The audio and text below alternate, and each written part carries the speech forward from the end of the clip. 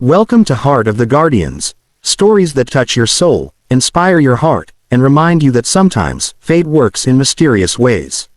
It was the summer of 1878, deep in the Arizona territory, when rancher Samuel Hayes woke up before dawn like every other morning.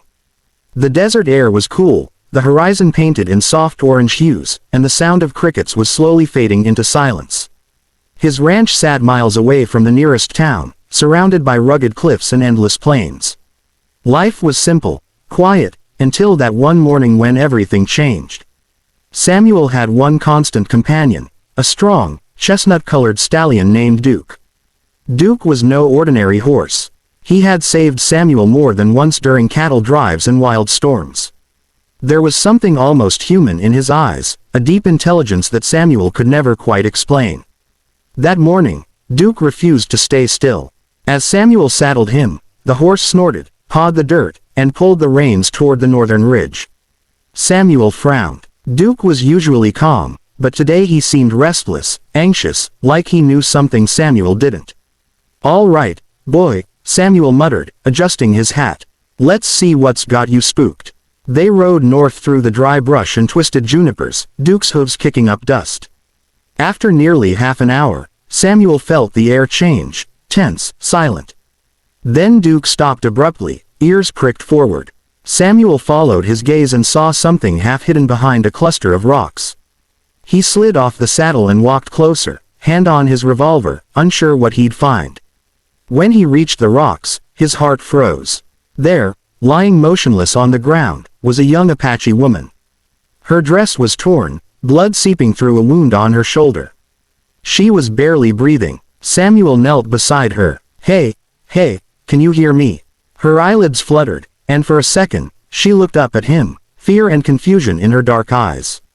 Then she passed out again. Samuel looked around. There were tracks nearby, signs of a struggle. Someone had attacked her, and not long ago. He knew what it meant to find an Apache woman like this. Tensions between settlers and tribes were high, and helping her could bring serious trouble. But he couldn't just leave her there to die. He lifted her carefully onto Duke's back and rode home as fast as the horse could carry them. When he reached the ranch, Samuel laid her on a bed inside his cabin and cleaned her wounds with water and whiskey. The bullet had grazed her shoulder, but the bleeding was bad. He stitched it as best he could. For hours, she drifted in and out of consciousness. As night fell, Samuel sat by her side, feeding the fire. "You'll be all right," he murmured. "You just hold on." The next morning, she opened her eyes. Fear flickered in them again when she saw him. She tried to sit up, but pain stopped her. "Easy," Samuel said gently. "You're safe here. I found you out there in the rocks." Her voice was weak but defiant. Why did you help me?" "Because you needed it," he replied simply. "Name's Samuel." She hesitated, then said, "Nita." "But somehow, I saw a low branch from a willow tree hanging over the water. I reached for it, grabbed it, and with a final burst of strength, dragged us both to the muddy bank. I lay there, coughing up water, shaking uncontrollably. The girl didn't move at first. Panic filled my chest as I started pressing my hands on her chest, forcing the water out. "Come on, breathe," I whispered. "Please, just breathe." Then she gasped, a small, broken sound, and water spilled from her mouth. She started crying weakly, and I pulled her close, wrapping my jacket around her. She looked at me with the most haunting eyes I had ever seen. Pale green, almost glowing in the dim morning light. She didn't speak. She just stared at me, as if she couldn't believe I was real. I called for help, and soon the paramedics arrived. They rushed her to the hospital while I sat on the back of the ambulance, wrapped in a blanket, trying to stop shaking. When they asked me her name, I realized I didn't know. She hadn't said a single word. At the hospital, they told me she had no ID, no family contact, nothing. Just a necklace with the name, Lila, engraved on it. Lila. She stayed unconscious for most of the day. I visited her after the doctors stabilized her, and when I walked into the room, she opened her eyes again, those same pale green eyes. She smiled faintly. "You saved me." Her voice was soft, fragile, like someone who had been crying for a long time. I nodded. "You're safe now. You're going to be okay." But she just shook her head slightly. No one ever comes back from the river. I didn't understand what she meant. Maybe she was in shock. Maybe she had been out there for too long. The doctors said she'd need time to recover and that social services would handle the rest. That night, I couldn't sleep. Every time I closed my eyes, I heard the rushing water again. I saw her face, that strange sadness in her eyes. The next morning, I went back to the hospital, but she was gone. They told me a woman claiming to be her guardian had come to sign her out, but no one could confirm who she was. There were no records, no fingerprints, nothing. It didn't make sense. Over the next few days, I tried to move on. But then strange things started happening. The first was the humming. A soft melody that I kept hearing outside my apartment window late at night. It was faint, almost childlike, the same tune Lila had been humming when I found her. The second was the smell, river water. Damp, earthy, and cold.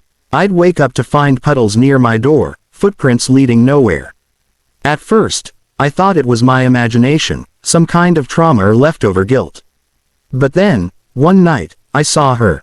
She was standing under the streetlight outside my apartment, wearing the same torn dress from that day. Her hair was wet, her skin pale. She looked exactly the same, but her eyes weren't the same. They glowed faintly in the dark.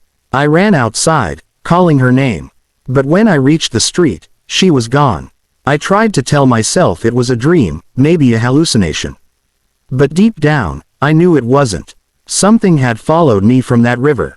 The days that followed were strange. Wherever I went, to work, to the store, even when I drove out of town, I felt her presence. Like a quiet shadow watching over me. Sometimes I'd see movement in the corner of my eye, a small figure near water, a whisper that sounded like my name. I started avoiding the river entirely. Then one evening, I got a call from a number I didn't recognize. When I answered, there was silence. Then a soft voice whispered, "Thank you for saving me, Daniel." My heart stopped. It was her voice. "Lila," I said. "Where are you?" But the line went dead. The next day, I went back to the riverbank. I don't know why.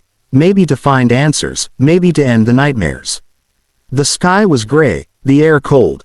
As I walked along the muddy path, I saw something caught in the reeds, a necklace.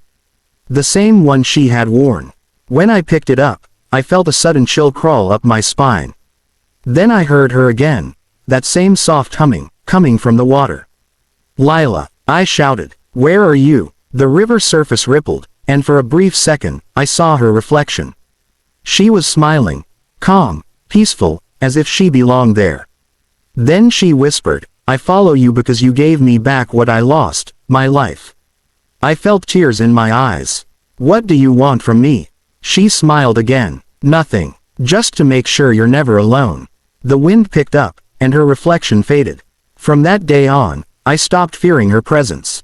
I began to understand that she wasn't haunting me. She was protecting me. Strange things kept happening, but not bad things. Once, I almost stepped into traffic, distracted, when I heard her voice call my name sharply. I froze, just as a speeding truck flew past inches from me. Another time, I woke up in the middle of the night to the smell of smoke. My kitchen had caught fire from a short circuit, and I swear I saw her silhouette by the door, pointing to the flames before vanishing. It was as if she was always there, watching, guarding me.